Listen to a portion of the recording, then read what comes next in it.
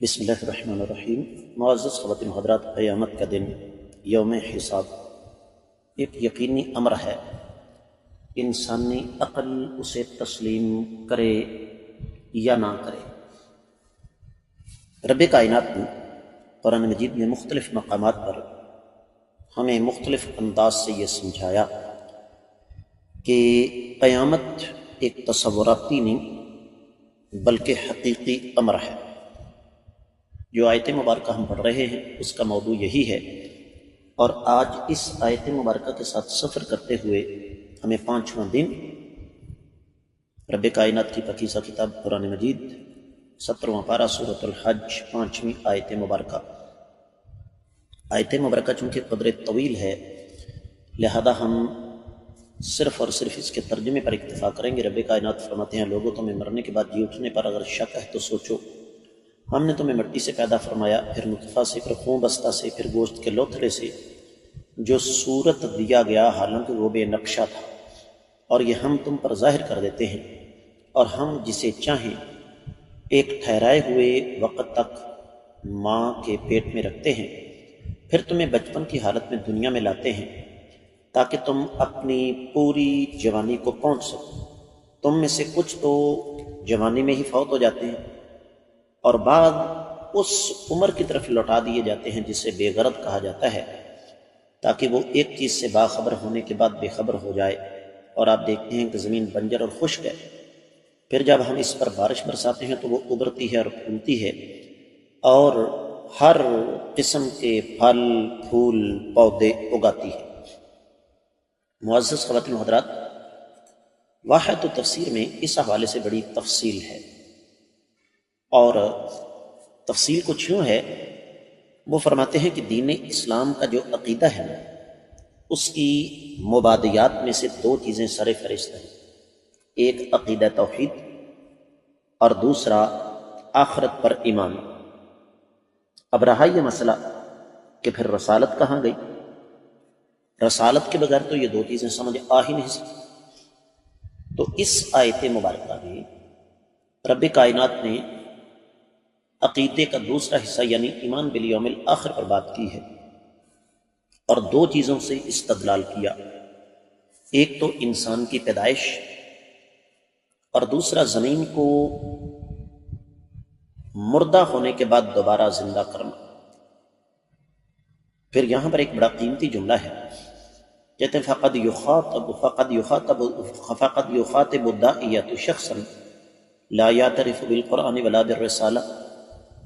بسا اوقات ایک دعوت دینے والا کسی ایسے انسان سے مخاطب ہوتا ہے جو کہ نہ تو رسالت پر ایمان رکھتا ہے اور نہ ہی قرآن پر ایمان رکھتا ہے، اور ایسا شخص منطقی عقلی دلیل مانگتا ہے، اس لیے کہ اس کا وحی پر تو ایمان ہے ہی نہیں۔ تو رب کائنات نے پھر عقلی اور منطقی دلائل دیے اور سمجھا دیا کہ جو شخص آخرت کا انکاری ہے وہ دو چیزوں کو توجہ کے ساتھ دیکھے تاکہ اسے اچھی طریقے سے سمجھ آ جائے۔ سب سے پہلے اس کی اپنی ذات، یہ آیا کہاں سے، یہ شروع کہاں سے ہوا، اور پھر مختلف مراحل طے کرتے ہوئے کہاں تک پہنچ گیا۔ سورۃ الروم 27ویں آیت مبارکہ آگے آ رہی ہے۔ اور دوسری چیز کہ انسان جس زمین پر رہتا ہے وہ میدانی ہے، وہ پہاڑی ہے، وہ پٹوہاری ہے، یعنی میدانی اور پہاڑی مکس ہے، وہ کسی بھی طرح کی مٹی ہے، ذرا اس کو توجہ کے ساتھ دیکھیں۔ اب ان دونوں پر رب کائنات نے پھر ہمیں دلائل عنایت فرمائے، اور وہ دلائل انسان کی عقل کو بیدار کرتے ہیں اور اس شک کو ختم کر دیتے ہیں جو انسان کے دل و دماغ میں پیدا ہوتا ہے۔ تو اللہ رب العزت ارشاد فرماتے ہیں کہ دور مت جاؤ، صرف اور صرف اپنے آپ کو دیکھ لو۔ تمہاری اپنی پیدائش 7 مراحل سے ہے، سب سے پہلے مٹی، پھر نطفہ، پھر علقہ، پھر مضغہ، پھر بچہ، پھر پختہ عمر، اور اس کے بعد پھر موت یا پھر بڑھاپا۔ تو یہاں تک تعلق ہے مٹی کا، تو میں اور آپ اچھی طرح جانتے ہیں کہ آدم علیہ السلام مٹی سے پیدا ہوئے، اور پھر انسان مٹی میں ہی دفن ہوتا ہے۔ زیادہ تر انسانوں کو دفن ہی کیا جاتا ہے، اس سے بڑھ کر کسی فوت شدہ کا کوئی احترام نہیں ہو سکتا۔ پھر اس کے بعد اگلا مرحلہ ہے، آدم علیہ السلام کی نسل نطفہ سے چلی ہے، اور نطفہ کسے کہتے ہیں یہ میں اور آپ اچھی طرح جانتے ہیں۔ سورہ سجدہ آگے آ رہی ہے 8ویں آیت مبارکہ، ثم جعل نسلہ من سلالۃ من ماء مہین۔ سورۃ المرسلات 29ویں پارے میں 20ویں 21ویں اور 22ویں آیت مبارکہ ہے۔ اس کے بعد اگلا مرحلہ آتا ہے علقہ، اور یہ علقہ کیا ہے؟ یہ جمے ہوئے خون کا ایک لوتھڑا، بالکل ایسے ہی جیسے کوئی پسو ہوتا ہے، کوئی جوں ہوتی ہے۔ پھر چوتھا مرحلہ آتا ہے، وہ ہے مضغہ، کہ اللہ ملک العلام رب الجلال والاکرام گوشت کے اس ٹکڑے کو ایسا روپ دیتے ہیں جیسے بوٹی ہوتی ہے، اور پھر اس بوٹی کو اللہ ملک العلام رب الجلال والاکرام پھر مختلف شکلیں دیتے ہیں۔ تفصیلات کو نظر انداز کر کے میں بڑے اختصار کے ساتھ بات کر رہا ہوں۔ پھر اگلا مرحلہ آتا ہے بچہ، جب اس میں روح آ جاتی ہے، اور بچے کی حیثیت کیا ہوتی ہے یہ میں اور آپ اچھی طرح جانتے ہیں۔ منہ میں دانت نہیں، لیٹا ہوا ہے، اٹھ کر بیٹھ بھی نہیں سکتا۔ پھر وقت کے ساتھ ساتھ عقل، فہم، ادراک، شعور، جسمانی ادا، دیگر قوتیں ان کے اندر پختگی آتی چلی جاتی ہے۔ پھر آتا ہے بلوغ الاشد، جوانی۔ اس کے بعد باتیں دو ہی ہیں، یا موت یا پھر بڑھاپے کی عمر۔ اور اس حوالے سے پھر قرآن مجید کی آیات مبارکات سورۃ المؤمنون 12، 13 اور 14ویں آیت مبارکہ، سورہ غافر 67ویں آیت مبارکہ، سورہ زمر 6 آیت مبارکہ۔ تو یہ سارے کے سارے مراحل انسان کو یہ سمجھانے کے لیے کافی ہے کہ جس رب نے، جس پیدا کرنے والے نے ان تمام مراحل کو طے کروایا، یقینی طور پر وہ دوبارہ مارنے کے بعد ہمیں زندہ بھی کر سکتا ہے۔ اس کے بعد دوسری مثال رب کائنات نے دی زمین کی۔ زمین میں ہم گٹھلی بیج پھینکتے ہیں تو پھر ہوتا کیا ہے؟ وہ مختلف مراحل طے کر کے بارش ہوتی ہے تو چٹیل زمین سرسبز ہو جاتی ہے۔ تو یہ تمام کے تمام دلائل اس بات کو ثابت کرنے کے لیے کافی ہے کہ مرنے کے بعد دوبارہ اٹھایا جانا عقل کے خلاف ہے۔ سورہ سبا 7ویں آیت مبارکہ آگے آ رہی ہے۔ پھر سورۃ الرعد کی 5ویں آیت مبارکہ پیچھے تفسیر گزر چکی ہے، تفصیل وہاں پر آپ کو مل جائے گی۔ اَإِذَا كُنَّا تُرَابًا أَإِنَّا لَفِي خَلْقٍ جَدِيدٍ، ڈسکرپشن میں آپ کو لنک بھی مل جائے گا اس کا۔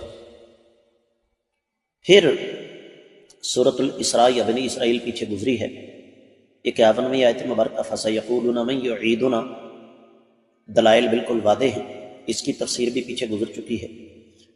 اسی سورۃ الاسراء کی 49ویں آیت مبارکہ، وَقَالُوا أَإِذَا كُنَّا عِظَامًا وَرُفَاتًا أَإِنَّا لَمَبْعُوثُونَ خَلْقًا جَدِيدًا۔